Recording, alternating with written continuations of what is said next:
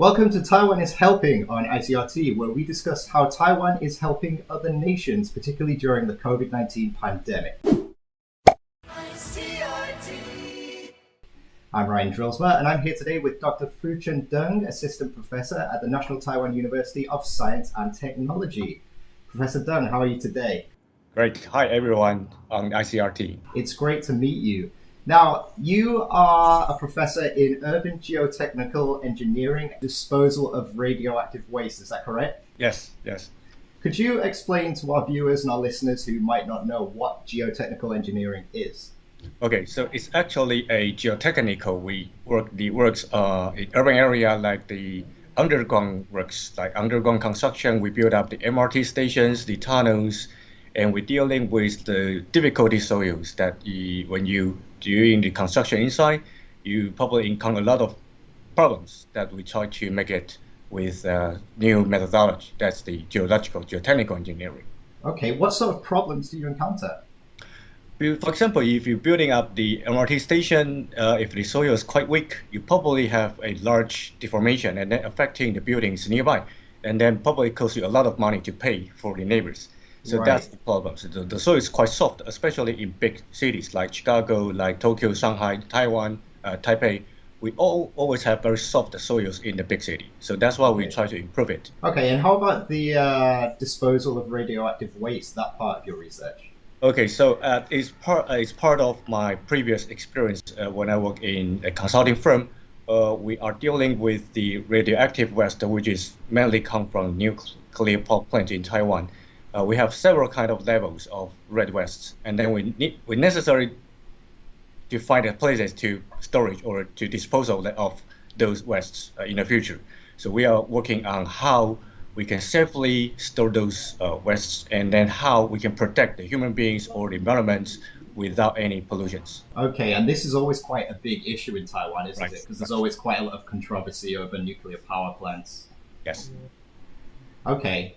Can you explain to us about some of the research projects you're currently undertaking? Okay, research projects right now I'm working on, including from the Ministry of Science and Technology. I'm working the biosoils. We are using the bacterial, trying to improve the soil's properties. So we put the tiny bacteria into the soils, and then they will have the natural chemical reactions, and then helping the soils to become stronger. Okay, and what does it mean to make the soil stronger? Which means it can take more loads, reduce the deformation during you load it, so which is very suitable for us to construct the tall buildings like Taipei 101 in Taipei City, so we can support the buildings. Okay, and I believe you are currently undertaking a joint research project with a university in Paraguay, is that correct? Yes. Okay, could you tell us more about that? Which university is it you're working with? So actually, this is called the Taiwan Paraguay Polytech University, which we always call it UPTP. Okay, so it's a jointly established by Taiwan and Paraguay, and Taiwan Tech is also is trying to help them. We're providing instructors. We send the professors to Paraguay to teach the students there, and the Paraguay side providing the budget for the buildings. They construct the new campus.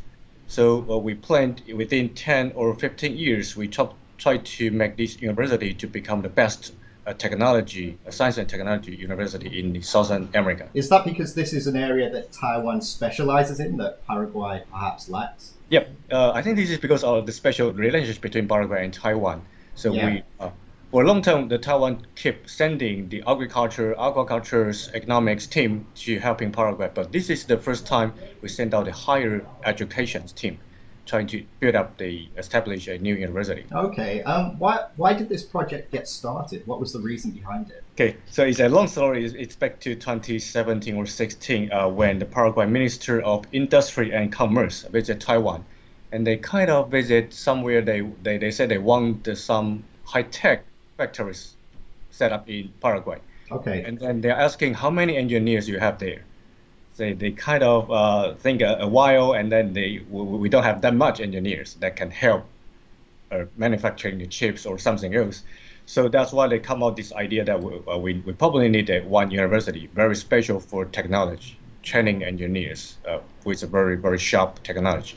Okay. So that's the beginning point. And then since then we signed the letter of intent to establish the UPTP in December 2017, and then we guide the development of UPTP, and we specialize in cultivating engineering and technological talent in Paraguay.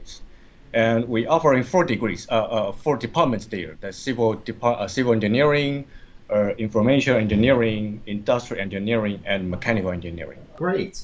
And you've been over to Paraguay yourself, I believe. Yes, I was there in 2018 from August to the end of the year. Okay, and what were you doing there? I was teaching the very first classes. At that time, the UPTP was still under preparations. We are preparing all the documents to the government. And at that time, Paraguay students are quite special. They are not get into the university directly. They have the pre-courses before you have the exam. So they have the pre-calculus mathematical courses, English courses, physical courses, or chemical courses opened by the universities. So those students want to take the exams, they will have the courses before the exam. So I was there teaching the math courses. Yeah. And are all these courses taught in English? Yes, everything in UPTP was in English. I think that's the only one in Paraguay that teaching everything in English.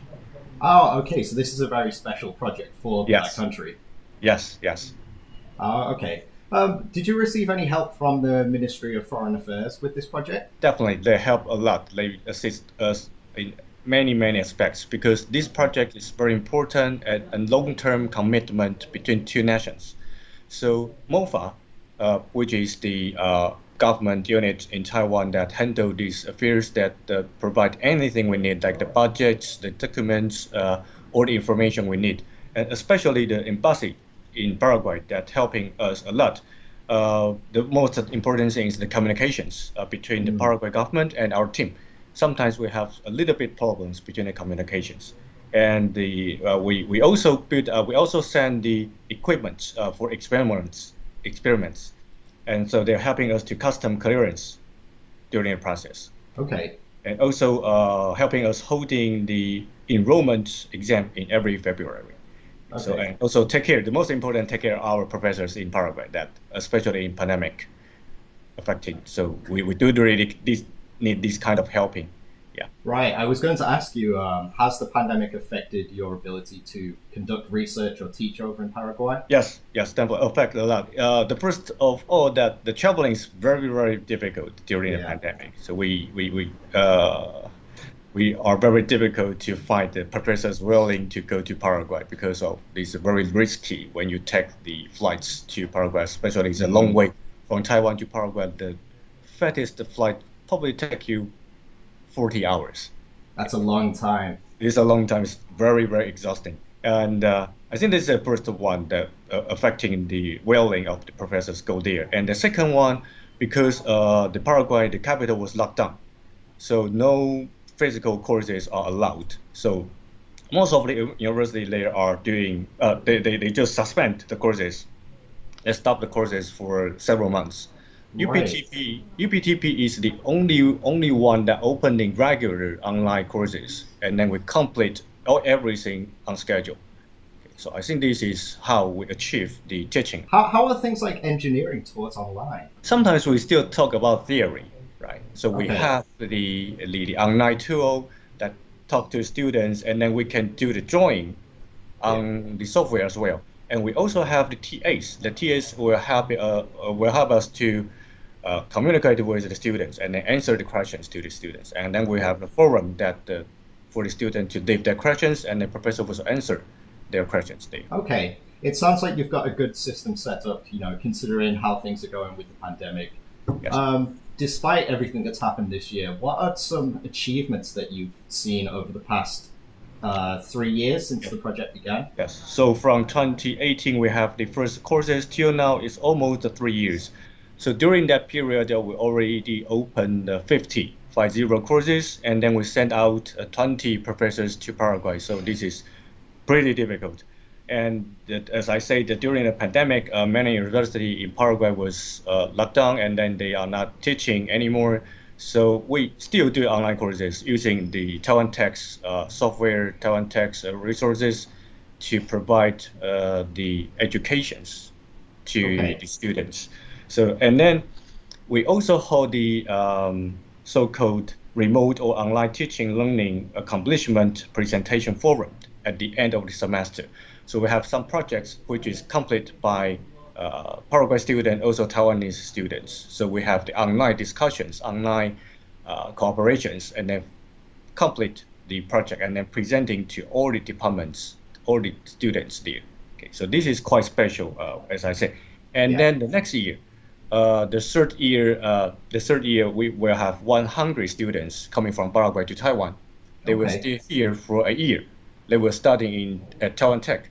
So we will teach them more professional courses and probably have the lab practice and internship in Taiwan. What advantages do you think studying in Taiwan could bring these students over just spending an additional year back at home? So far, the plan is 1 year. So this is the third year of their university. So only third year was in Taiwan, and all the courses is in Taiwan. And we are thinking probably if we have the budget and we have the permission of the MOFA, we probably extend to 4 years. So the final 2 years of their university life, they will gonna be stay in Taiwan, and then having all the courses, internship, research project here. Yeah, do you think studying in Taiwan would have an advantage for them in their careers? Yeah, definitely, because the new campus is still under the preparations in Paraguay. So we don't have the spaces, we don't have the equipment for their practice, especially engineers courses need a lot of practicing. So we need some special equipment. So in Taiwan, we have everything for them. And then we have a very good connections between our alumni. So we were arranging some internship in alumni's companies so they can kind of practice what they learned in universities.